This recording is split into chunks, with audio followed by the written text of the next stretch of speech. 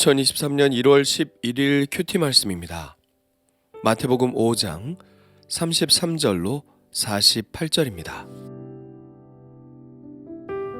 또 옛사람에게 말한 바 헛 맹세를 하지 말고 내 맹세한 것을 주께 지키라 하였다는 것을 너희가 들었으나 나는 너희에게 이르노니 도무지 맹세하지 말지니 하늘로도 하지 말라. 이는 하나님의 보좌임이요 땅으로도 하지 말라. 이는 하나님의 발등상이며 예루살렘으로도 하지 말라.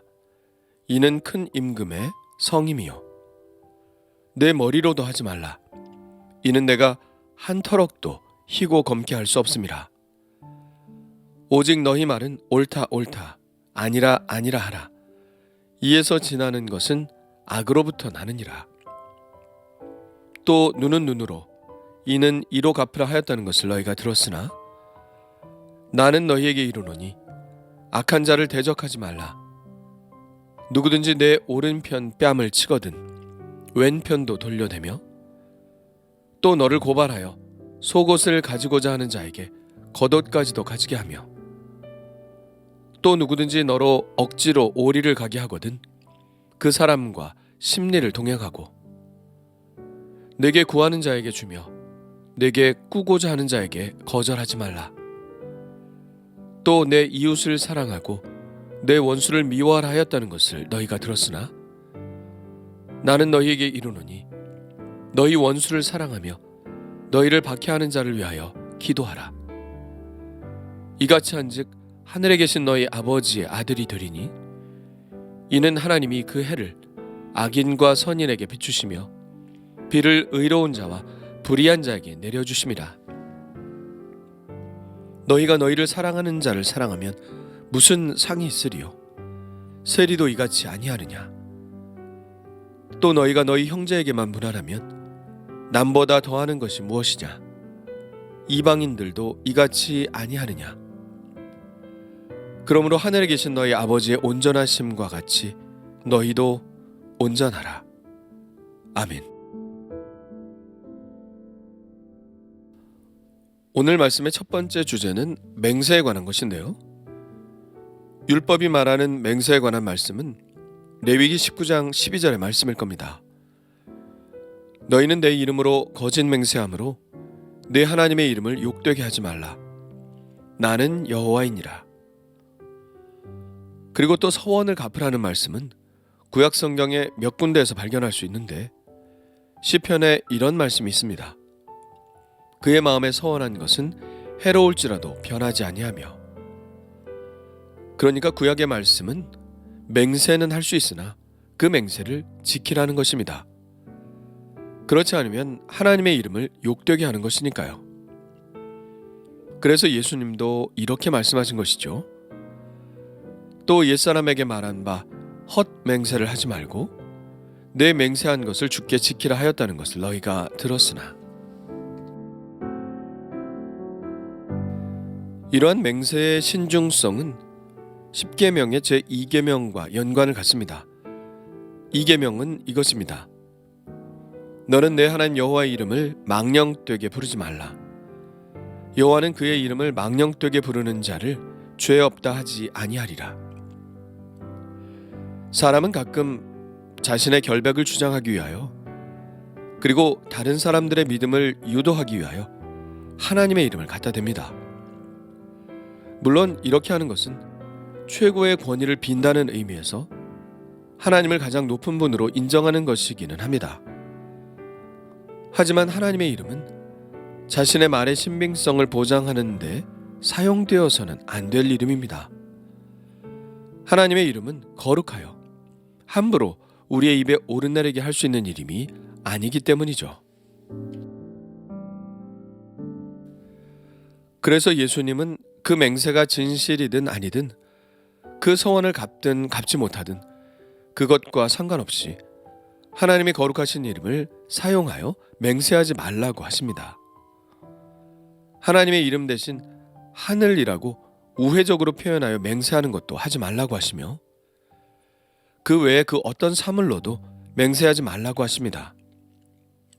심지어는 자기 자신의 머리로도 하지 말라고 하십니다. 그 어떤 것도 하나님께 속하지 않은 것이 없기 때문이죠. 그리고 그 어떤 것도 내가 좌지우지하며 컨트롤할 수 있는 것이 하나도 없기 때문입니다. 예수님은 그저 옳은 것은 옳다고 아닌 것은 아니라고 담백하게 말하라고 하십니다.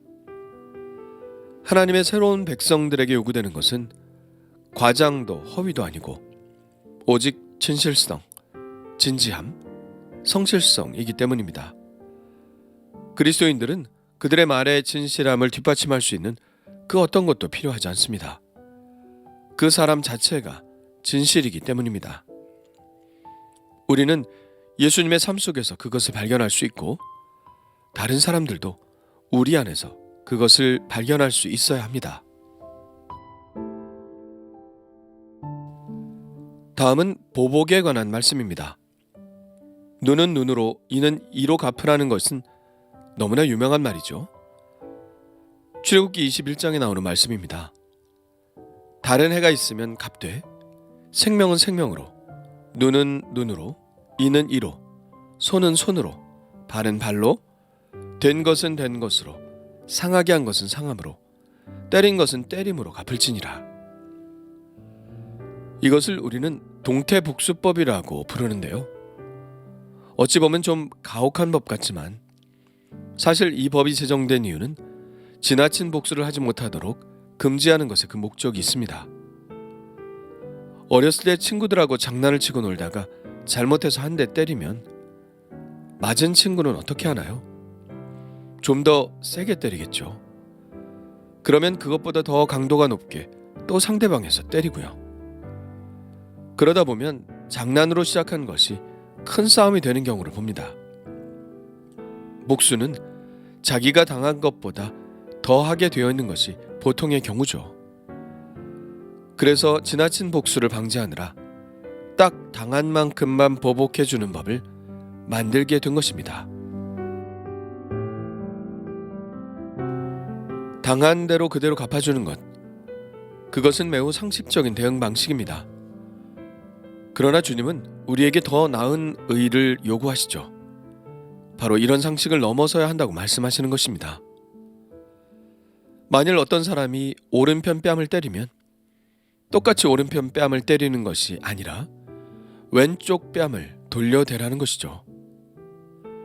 세상 사람들은 뺨을 한 대 맞으면 뺨을 한 대 치는 것이 상식이고 또 그것은 정당한 것이지만 그리스도인들은 그렇게 하지 말라는 것입니다. 잠언에 보면 원수의 머리에 숯불을 올려놓으라는 말이 있죠. 이 말은 내게 악으로 대하는 사람들에게 대해서 악으로 갚지 말고 오직 선으로 갚아 그 사람으로 하여금 당황하게 하고 미안하게 하라는 것입니다. 그렇게 해야 하는 이유는 이 사건을 통하여 뭔가 긍정적인 변화를 이끌어내기 위한 것이죠. 그리스도인들은 하나님 나라 운동을 하는 사람들입니다. 천국은 상식적으로 대응해서 만들어지는 것이 아니죠. 똑같이 대항하는 것을 통해서는 더 좋은 변화를 일으킬 수 없습니다. 내가 좀 손해를 보는 것 같지만 오히려 사람들의 상식을 넘어서서 행동하는 것을 통해서 세상은 그만큼 변화되는 것입니다. 주님은 우리에게 평범한 삶을 요구하시는 것이 아닙니다. 우리의 한계를 넘어서는 현실을 초월하는 삶을 살 것을 요구하시죠. 그것이 바로 현실을 초월하는 천국의 삶입니다.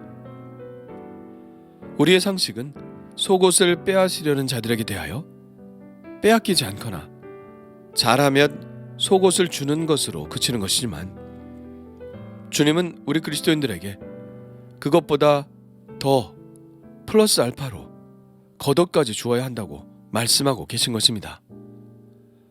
우리의 상식은 오리를 가자 하면 그 요구에 거부하거나 잘하면 오리를 가는 것이지만 주님은 그것을 넘어서서 오리를 더 가는 플러스 알파의 삶을 살 것을 말씀하고 계신 것입니다. 우리에게 우리의 한계 그 이상을 해야 함을 요구하고 계신 것이죠. 우리가 조금 더 하는 만큼 그만큼이 바로 변화를 일으키는 정도입니다. 우리가 이 세상을 변화시키고자 한다면 우리는 상식적인 수준보다 조금 더 해야 합니다.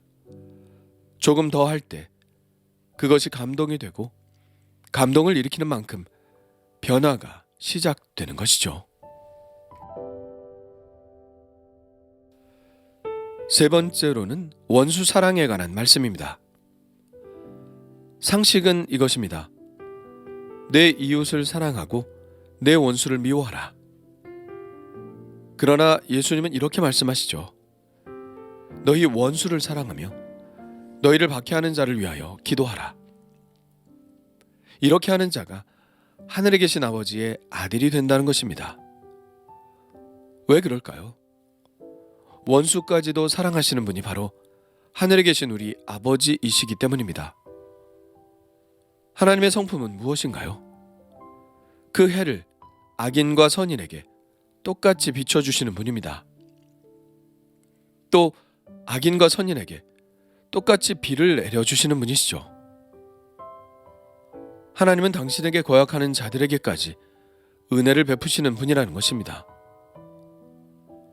그런 성품을 지니신 하나님 아버지 아들이 되려면 아버지의 성품을 본받아야 하는 것이죠. 그것이 바로 원수까지 사랑하는 것, 그들에게 자비를 베푸는 것, 나를 미워한다고 해서 차별하지 않는 것입니다. 예수님은 우리에게 이런 질문을 하시죠. 너희가 너희 형제에게만 무난하면 남보다 더하는 것이 무엇이냐? 이방인들도 이같이 아니하느냐? 그러므로 하늘에 계신 너희 아버지의 온전하심과 같이 너희도 온전하라.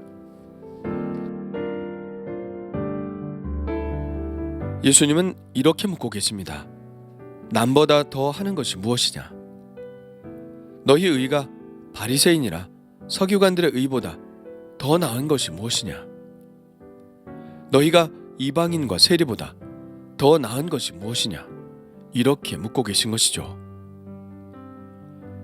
다가오는 하나님의 나라에 들어갈 수 있는 사람은 보편의 상식을 가진 사람이 아니라 천국의 주인이신 하나님의 온전하심을 닮아가는 사람입니다. 그들보다 더 나은 의의를 가진 사람들이죠. 예수님은 그 도전을 지금 우리에게 주고 계신 것입니다.